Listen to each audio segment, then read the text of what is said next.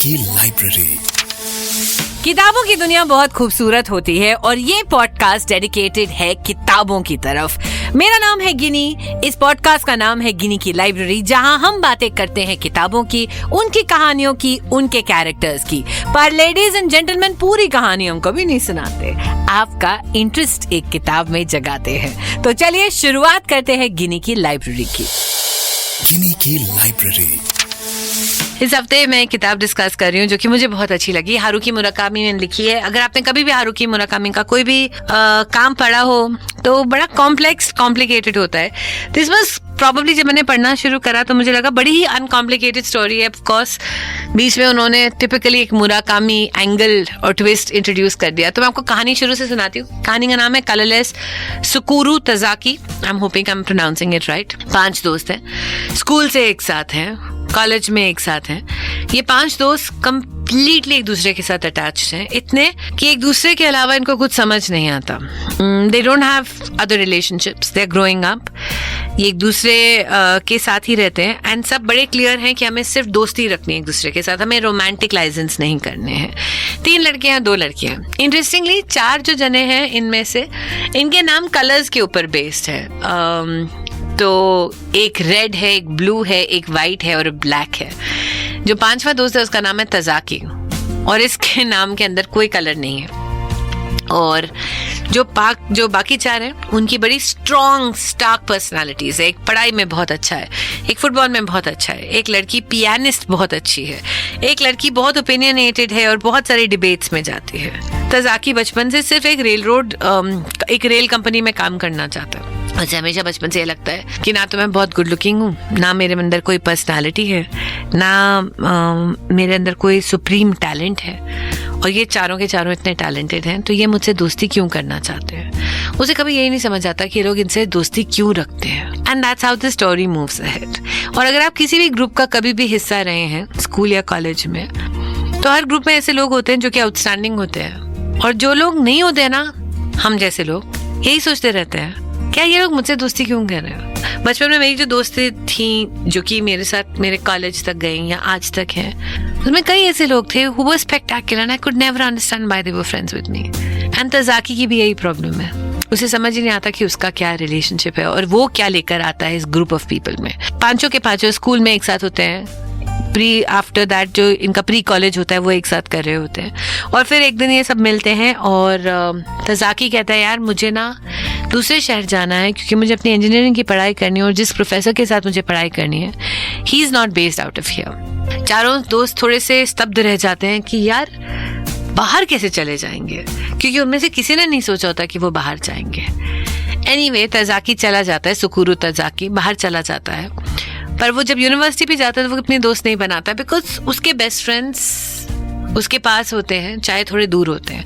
वो हर 3 महीने बाद ट्रेन लेके घर आता है, अपने दोस्तों से मिलता है और उसे उतनी सेटिस्फैक्शन मिलती है, तो वो और कोई रिलेशनशिप नहीं बनाता। पर एक दिन वो जब घर आता है तो अपने दोस्तों को फ़ोन करता है, कोई नहीं मिलता। वो उनके माँ बाप से पूछता है, उसको ऐसे जवाब मिलते हैं, वो कुछ नहीं सोचता। 2 दिन हो जाते हैं, 3 दिन हो जाते हैं, फिर उसको रियलाइज़ होता है कि जब माँ बाप भी बात कर रहे हैं वो उससे बड़े रूडली बात कर रहे हैं। वो फिर फ़ोन करता है और उनमें से एक दोस्त का फ़ोन आता है और कहता है कि हम तुझसे बात नहीं कर सकते और तुझे पता है क्यों। सुकुरु एक बहुत कॉम्प्लेक्स इंसान होता है जिसको वैसे ही नहीं समझ आता कि वो उस ग्रुप में कर क्या रहा है। उसे ये बात बहुत चुभ जाती है और क्योंकि उसमें इतने कॉम्प्लेक्सेस होते हैं वो अपने दोस्तों से पूछ ही नहीं पाता कि ऐसा क्यों हुआ। वो फ़ोन रखता है और ज़िंदगी जीने की चाहत उसमें से ख़त्म हो जाती है। हम दोस्ती को इतना अंडर प्ले करते हैं, पर दोस्तियाँ ना बड़ी इंपॉर्टेंट होती हैं to take out our personality. Tsukuru की पर्सनालिटी बिल्कुल खत्म हो जाती है क्योंकि जो 4 जने जिनके साथ उसने सबसे ज्यादा कनेक्ट किया था दुनिया में, अब वो उससे बात भी नहीं करना चाहते और उसे कोई आइडिया नहीं है।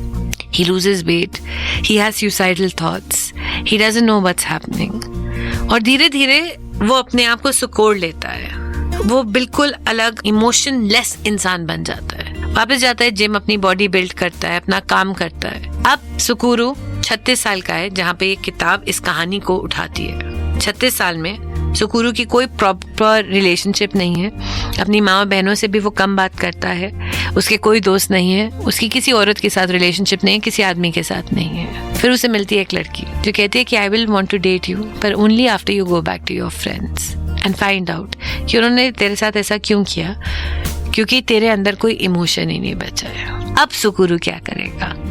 एंड जब वो जाता है ना, ही रियलाइजेस कि बात करने से बहुत कुछ साफ हो जाता है, पर एक बार किसी ना किसी को फोन करके वो पहला स्टेप लेना पड़ेगा। It's also very interesting because उस 5 के ग्रुप में 3 लड़के और 2 लड़कियां होती हैं। सुकुरू को चारों ने बैन कर दिया होता है, पर जब वो लड़कों के पास जाता है और जो कॉन्वर्सेशन वो लड़कों के साथ करता है और जिस लिहाज में करता है वो बहुत डिफरेंट होती है जब वो एक लड़की के पास जाके, अपनी दोस्त के पास जाके वही बातें करता है। सुकुरू जिसने कभी कोई छुट्टी नहीं ली थी क्योंकि काम ही सब कुछ है, अपने दोस्तों से मिलने के लिए जापान से यूरोप तक जाता है। और एक ऐसा पॉइंट है किताब में जहाँ पे वो कहता है कि there is an ice cold chamber inside me, और मुझे धीरे धीरे लग रहा है कि मुझे उसे मेल्ट करने की जरूरत है ताकि मैं एक नॉर्मल इंसान बन सकूं। जो बचपन के कॉम्प्लेक्सेस, बचपन की बातें होती है ना, अगर आप उनसे डील नहीं करो और ये सोचो कि यार ये तो बचपन में हो गया था, वो इतने स्ट्रॉन्ग इफेक्ट्स छोड़ती है ना हमारे ऊपर कि कई बार हम ही नहीं रियलाइज करते। किताब बहुत इंटरेस्टिंग है, कालेलेस सुकुरू तजाकी। अगर चांस मिले तो जरूर पढ़िएगा, या फिर मुझे लिख दीजिएगा RJ गिनी GINNIE, इंस्टा, ट्विटर, फेसबुक पर, और मुझे बताइएगा कि आज का ये सेशन आपको कैसा लगा एक किताब की कहानी का।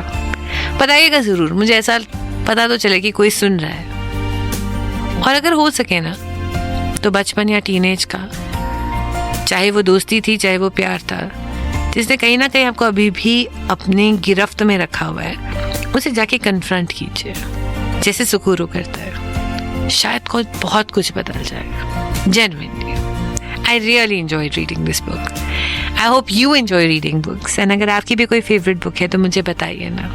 I'd love to discuss that on गिनी की लाइब्रेरी। मेरा नाम गिनी, जल्द ही आऊंगी एक और कहानी, एक और किताब के साथ। सुनते रहें गिनी की लाइब्रेरी। गिनी की लाइब्रेरी।